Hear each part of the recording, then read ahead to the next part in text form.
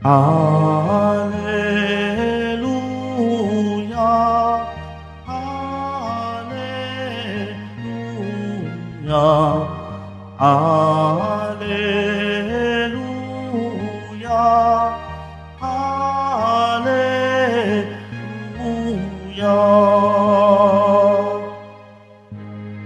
Diyos Ama ni Jesucristo, kami ay liwanagan mo at tutugon kami sa'yo. Alleluia, Alleluia, Alleluia, Alleluia.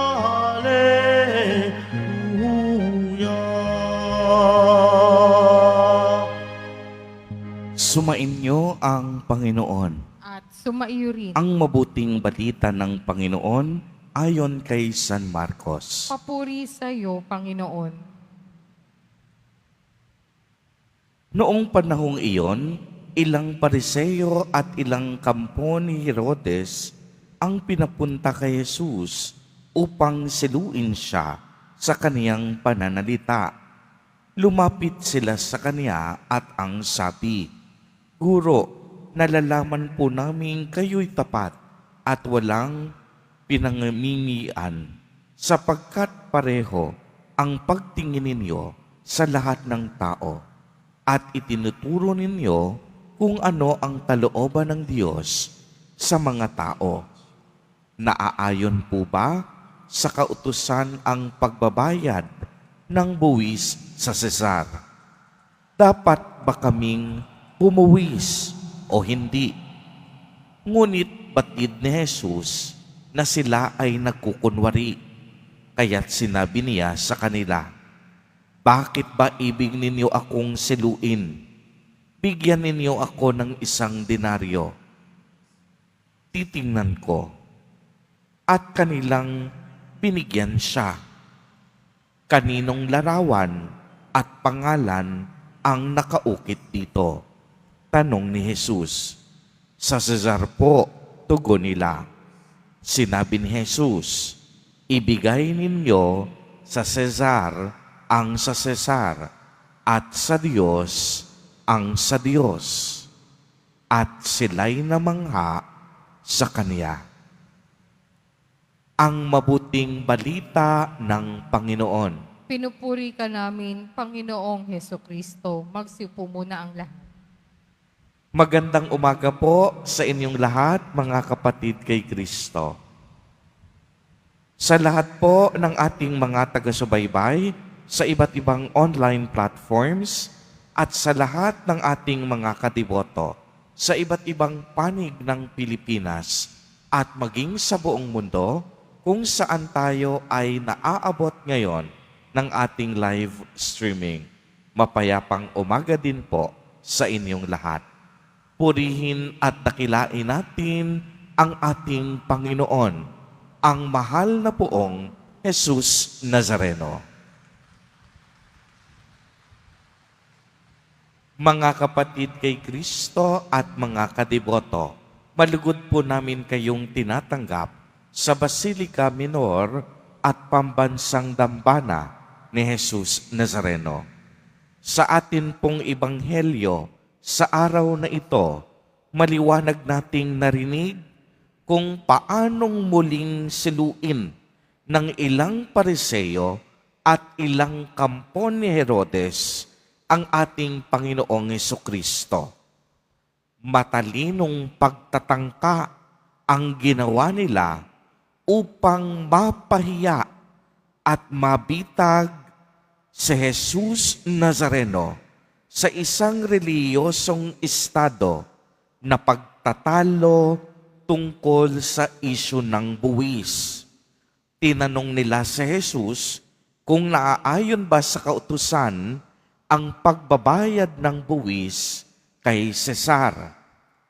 Kung sumagot si Jesus na matuwid na magbayad ng buwis sa isang paganong pinuno, mawawalan siya ng kredibilidad sa mga Hudyo.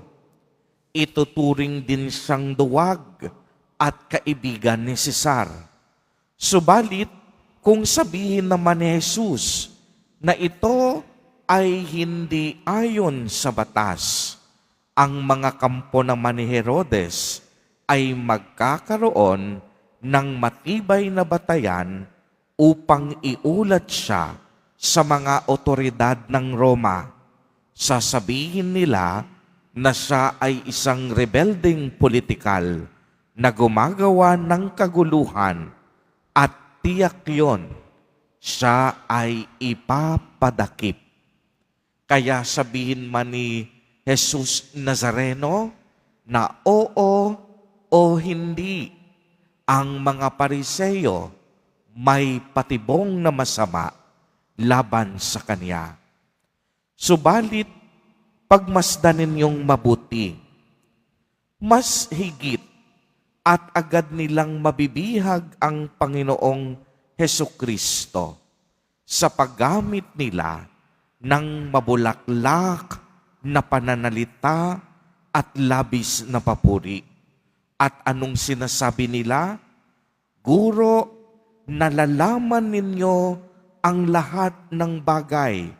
Kayo'y tapat at walang pinangingimian sapagkat pareho ang pagtingin ninyo sa lahat ng tao at itinuturo ninyo kung ano ang kalooban ng Diyos sa lahat ng tao. Gayunpaman, bagamat mabulaklak ang kanilang pananalita, si Jesus hindi nadala sa kanilang pambobola. Sa kagustuhang ilantad ang kanilang pagkukunwari, nagtanong si Jesus, "Bakit ninyo ako sinusubok? Dalhin mo sa akin ang 1 denaryo at titingnan ko." Ito ay isang tugon na hindi nila inaasahan mula kay Jesus. Nagdala sila ng 1 denaryo at sinabi ni Jesus sa kanila, "Kaninong anyo ang nakasulat dito?" Sinabi nila, "Kay Cesar." Kaagad binigay ni Jesus ang kaniyang huling hatol. Ibigay kay Cesar ang mga bagay na para kay Cesar at sa Diyos ang mga bagay na para sa Diyos. Mga kapatid, ang ebanghelyo sa araw na ito ay may malalim na kahulugan.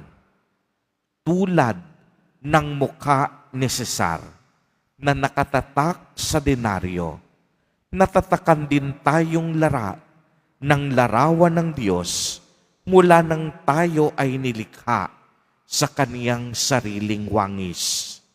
Tayo ay nararapat magpahalaga hindi lamang sa ating sarili, kung hindi sa Diyos na lumikha sa atin at kay Jesus Nazareno na tumubos sa ating kasalanan. Ang Panginoong Diyos ang siyang nagmarka sa atin. Uulitin ko po, ang Panginoong Diyos ang siyang nagmarka sa atin. Siya ang nagbigay kahulugan sa atin. Ang Diyos ang tanging nagpahalaga sa atin. Tayo ay nilikhang kawangis niya, kaya't sa araw-araw ng ating buhay, dalhin natin sa ating pagkilos at pananalita ang larawan ng Diyos, isang mapagbigay, isang mahabagin, at isang mapagmahal na Diyos. Minsan nang sinabi ni Apostol San Pablo, ginugunita natin sa harap ng Diyos ang mga gawang bunga ng pananampalataya, ang ating mga pagpapagal na udyok ng pag-ibig, at ang matibay na pag-asa sa Panginoong Hesukristo. Ibig sabihin, ang lahat ng mabubuting bagay at mabubuting kaloob, tinatak ng Diyos sa ating lahat. Kaya nga, ang lahat ng ito, utang na loob natin sa ating Panginoon. Kaya nga, tinuturuan tayo ni Jesus Nazareno na magkaroon ng disiplina at maging responsable sa ating tungkulin, hindi lamang sa Diyos, kung hindi maging sa lipunan at pamahalaan. Sapagkat ang tunay na pamahalaan dapat magbibigay ng kaayusan sa mga tao at sa komunidad. Mga kapatid kay Kristo, sa pagpapatuloy ng ating banal na Eucharistia, naway kilalanin natin sa ating buhay na tayong lahat pag-aari ng Diyos at hindi ng ating sarili. Ibigay natin sa Diyos kung ano ang nararapat sa Kanya. Ibigay natin sa ating kapwa kung ano ang nararapat sa kanila. Ibigay natin sa ating pamahalaan kung ano ang nararapat na paggalang at pagrespeto sa mga ito. Simple ang panawagan ni Jesus Nazareno. Maging responsable at magkaroon tayo ng disiplina sa ating pagpapahalaga sa pamahalaan at higit sa lahat sa ating Panginoon. Amen. Amen. Purihin at dakilain natin ang ating Panginoon, ang mahal na poong Jesus Nazareno.